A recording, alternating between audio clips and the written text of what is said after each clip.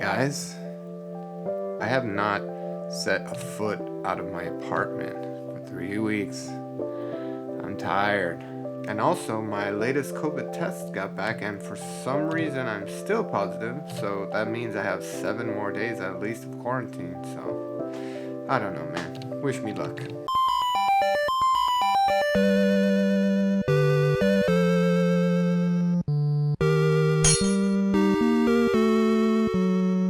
Thankfully, I have a ton of time to play Final Fantasy XI.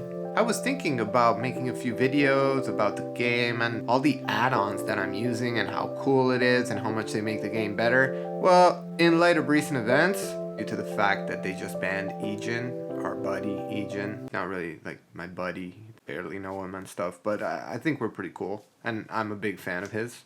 And guys, this whole video, I'm gonna be doing this kind of talking head thing where I'm not gonna really be showing you any strategy, or there's not gonna be anything really productive about Final Fantasy XI in this video. So if you value your time so much, and instead of commenting down below, oh, this video is a waste of time and all that stuff, I'm putting that up front right away. It's just a talking head about me trying to start a discussion with you guys about what happened, because I'm really sorry for Ejin, and also he's the only retail Final Fantasy XI Twitch streamer that reached the partner status, which is actually something that's pretty big, and he got banned. There's a whole Final Fantasy XI auction house thread full of memes that he himself said are really funny, so it's good. He obviously didn't take the thing well, but you know, he's starting a new character, Region. Check him out. I'm gonna put his stream down in the description. He streams pretty much every night. I mean, at least it's night for me for a few hours, and he's doing a huge service to Final Fantasy XI. However, he did get banned, probably because of the intense use of add-ons and automations through gear swap and other stuff that he does, which kind of sucks, but we all know that the terms of service of Final Fantasy XI strictly, very strictly forbids you from using any form of third-party service, including windowware. So honestly, I don't really think it's that big of a deal if you guys keep on using windowware.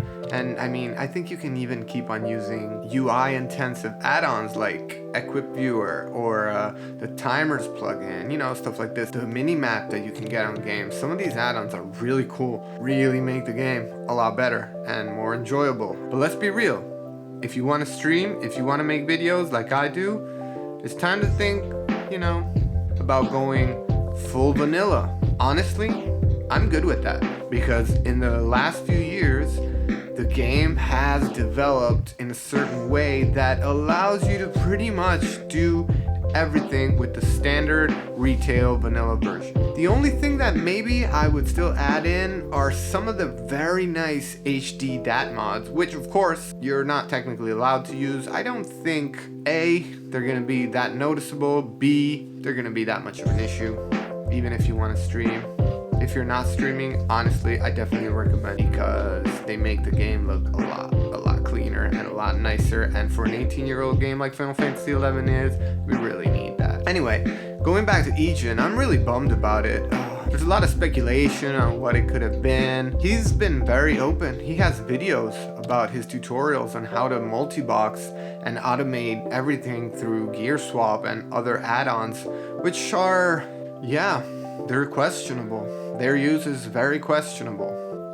I don't know, man. It's a very complicated subject. He has been very open about it on his Twitch streams, so all of his alts also got a temporary ban, and unfortunately his main Ejin got a permaban because he already had a temp ban back in 2005. That's a really big bummer, and unfortunately there isn't much you can do. Also, I think, as he himself said, what are they gonna do? They're gonna allow him to come back to get his character back? That's just gonna be pretty much just saying, okay, do whatever you want with the game.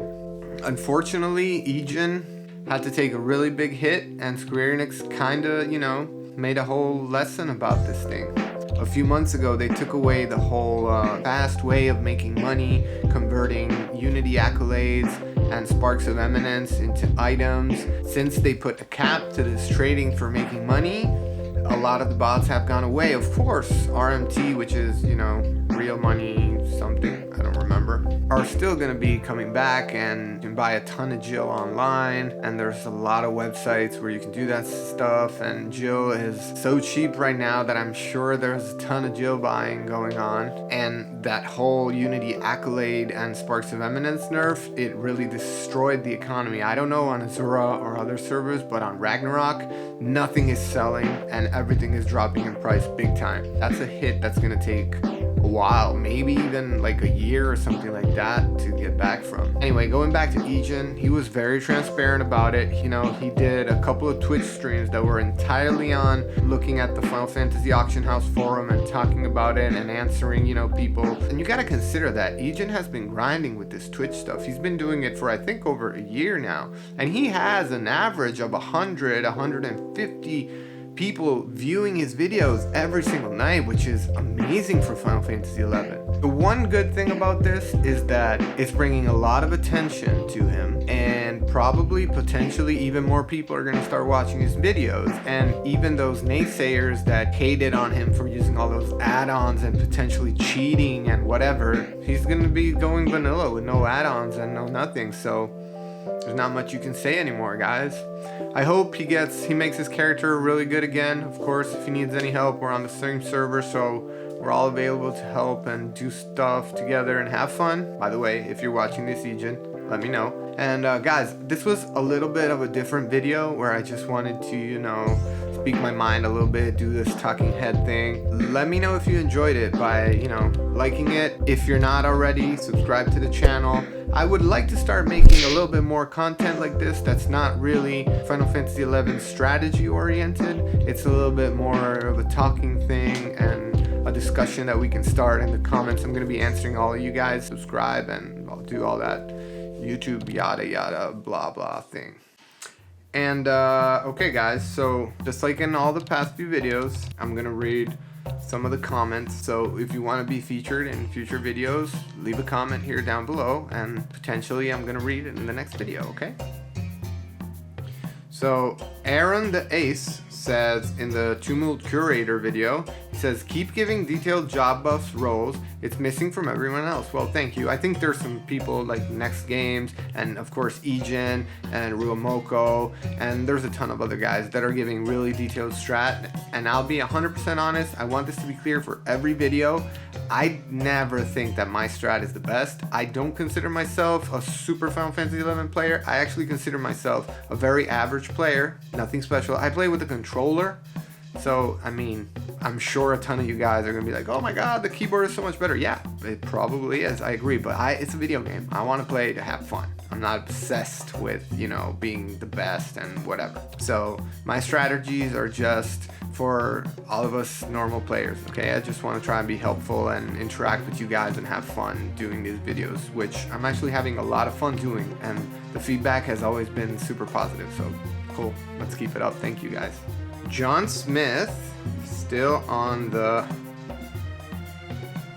Tumult Curator video, which has been going really well. Thank you guys. I see there's a lot of interest for that.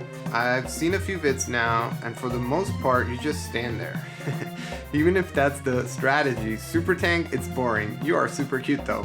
Okay, thank you about the super cute part, I guess.